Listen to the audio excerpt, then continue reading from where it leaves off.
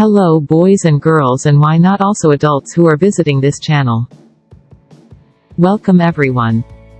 Here I will be sharing a space created for the little ones in the family, where I will be leaving them stories created by me, and they will be narrated through my voice.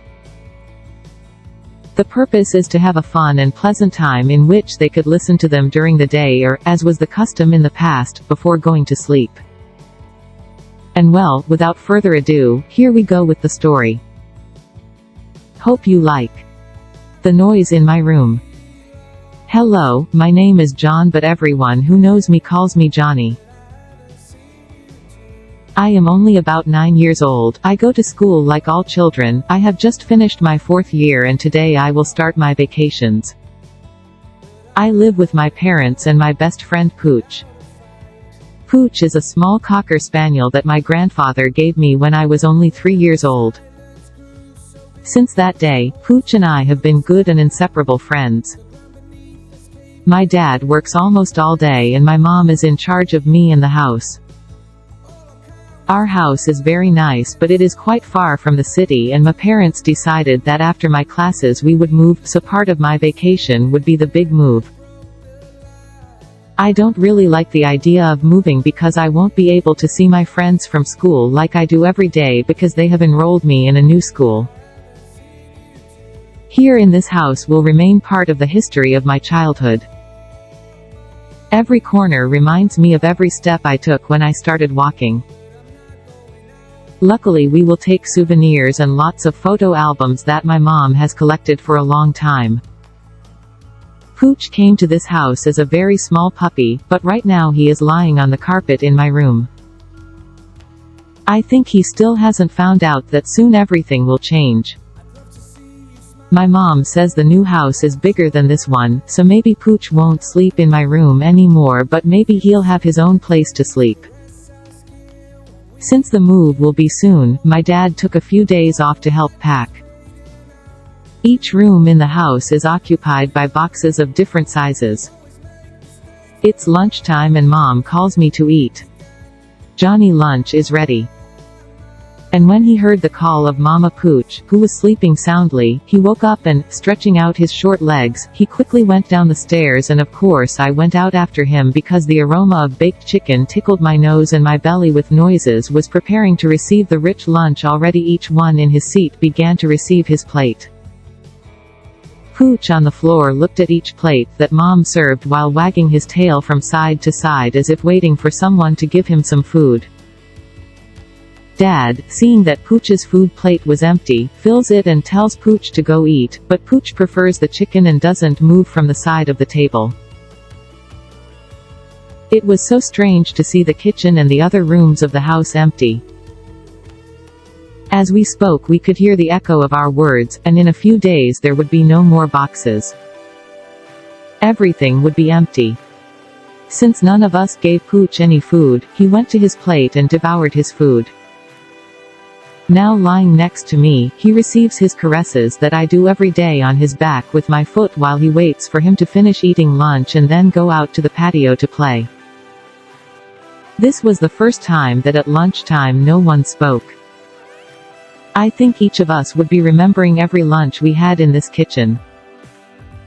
The only one who was happy with the move was my dad, who always complained about all the hours he had to be on the road before arriving.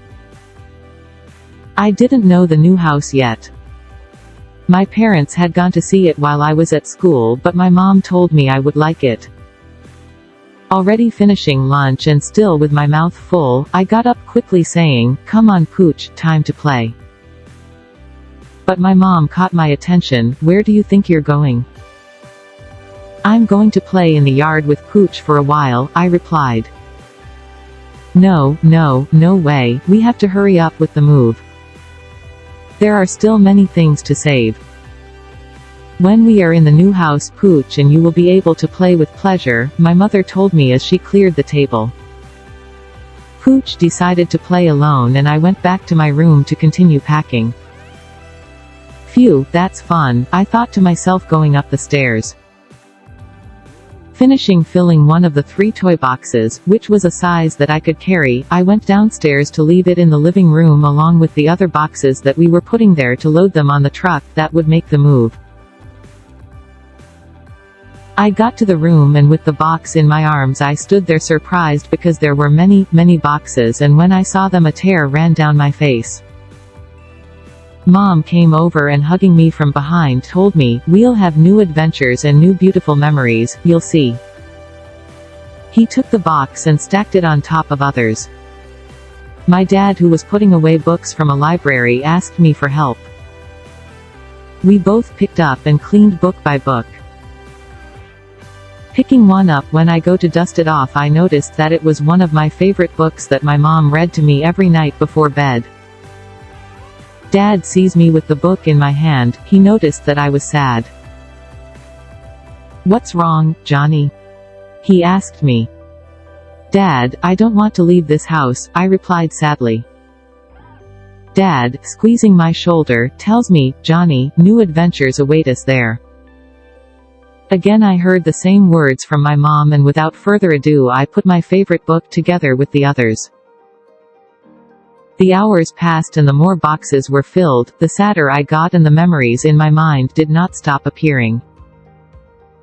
I didn't know if my parents were right when they said that in the new house we would have new adventures, or I just felt that I was about to leave not only memories but also a part of me in this house.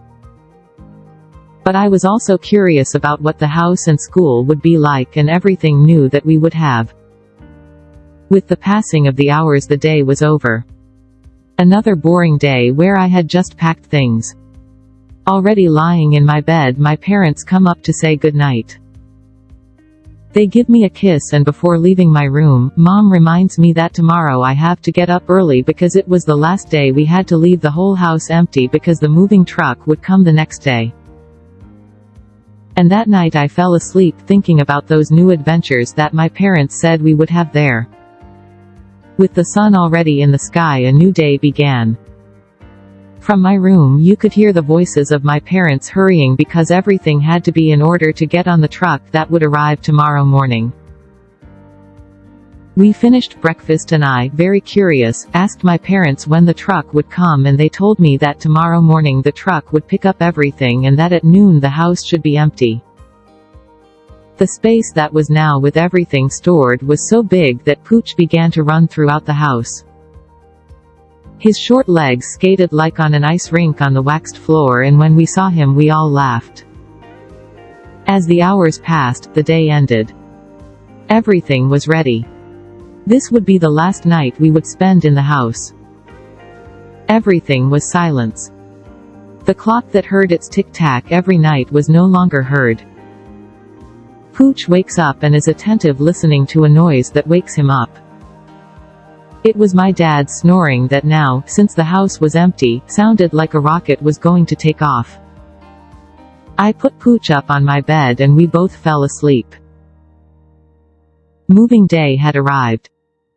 Mom hastily asks me to get up to put away my bed because the truck was already at the house and 2 corpulent gentlemen were putting things away.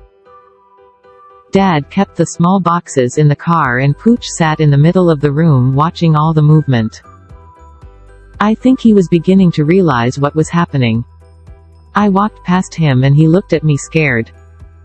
Touching his head, I told him not to be afraid, that he would go too, and wagging his tail he seemed to understand me. "Mom, what about my breakfast?" I asked my mom, who was hurrying from one place to another. "Johnny, there's no time for breakfast. Must go. You will have breakfast when we get to the new house," my mother told me. "And if there is no breakfast, what do I do then?" And saying that, my dad, who was also walking fast, told me to take Pooch and get in the car. A few minutes later Dad gets in the car, Mom closes the door and the car starts to move. Pooch and I looked out the window at the house as if waving goodbye. The adventure that I have been wondering so much what it would be like began. After spending many hours on the road, Mom breaks the news, "Family, we have arrived, here is our new home." I looked out the window and the house was quite nice. In the neighborhood I could see many children playing and riding their bikes, and of course many neighbors watching us. We entered the house. Seeing it empty was a little scary. Pooch accompanies me to go through each room and Mom walks by me and lets me choose which would be my room. My belly making noise and it reminds me that we haven't had breakfast. Mom, I'm hungry. I remind my mom that we hadn't had breakfast yet. I know, Johnny, help me tidy up the kitchen and I'll prepare a delicious breakfast in a jiffy, Mom replied, and then I helped her. From the kitchen window you could see a shed where the men from the moving truck and my dad were leaving the furniture and then gradually arranging it inside the house. Pooch sniffed every piece of grass with his snout, and when he was going to dig his first hole, Dad strongly told him that they were forbidden. Pooch walks into the kitchen and asks my mom for food. Take, Pooch, enjoy your breakfast, Mom tells him, scratching his long ear. Johnny, tell your father to come get something to eat, Mom asked me, and so I went. A while later, and with a happy belly, Mom begins to give me several boxes to start to accommodate my new room. Through a corridor I chose one of the doors that were there. I opened the door and as I entered, a large window showed me the neighborhood. The view was pretty. Dad comes in. Johnny, where do you want to put the bed? He asked me. I think it's fine there, I replied, looking at a large closet where the bed would be in front of him. I began to put away my toys and other things. Pooch as always accompanied me. I was supposed to open the closet and start putting my clothes in, but that closet looked weird. My parents and I had spent the day organizing boxes and furniture. We were all tired. So much so that for dinner we decided to order pizza and soft drinks. We ate and now the time to rest had come. Lying on my bed my eyes wanted to close and sleep because fatigue was gaining on me, but the noise of some cars that could be heard from the highway that was very close did not let me sleep, and even though my window had a large curtain the light from the street lit up the room. But what caught my attention the most and gave me a little fear was seeing that a large part of that light illuminated the closet, that large closet that I had not yet dared to open. Suddenly the door to my room opens. I sit up quickly on the bed and calm down when I see that it is Pooch who comes in and is lying on the rug trying to fall asleep. A few more seconds passed and I didn't hear anything anymore because exhaustion had finally won and my eyes closed. The bed was the same, but I was tossing and turning. Something had me very uneasy. I wanted to open my eyes but I couldn't. I was still very sleepy. I kept tossing and turning and finally woke up. Pooch barked and snarled incessantly at the closet. I turned on the light because it was still night and I tried to calm Pooch down, but he was really angry. Suddenly his barking stopped and I could hear noises inside the closet. The fear I felt made me immobile and I didn't want to, nor could I fall asleep again. It was the morning of a new day. Once I'm up, I wait in the kitchen for my parents to get up for breakfast. Surprised Mom says good morning. Good morning, Johnny, what a surprise. You are the first to get up. How was your first night in your new room? My mom asked. Yawning I replied, Mom, Pooch and I couldn't sleep. All night the noise in my room kept us awake. Pooch barked and growled. Something hides or lives inside my closet. And when I told my mom, she started laughing. Ha ha ha, Johnny, you're too old to think about cuckoos or monsters, apart from the fact that they don't exist. My mom didn't believe anything I said. Dad walks into the kitchen. Ha ha ha, so a cuckoo didn't let you sleep, Johnny, my dad said mockingly. Still sleepy and angry I went with Pooch and we sat on the sidewalk in the garden. The children already with their bicycles toured the neighborhood and several girls took turns jumping rope. A boy riding a skateboard approaches. "Hi, I'm Theo and I'm your neighbor." "Welcome," he greeted me kindly.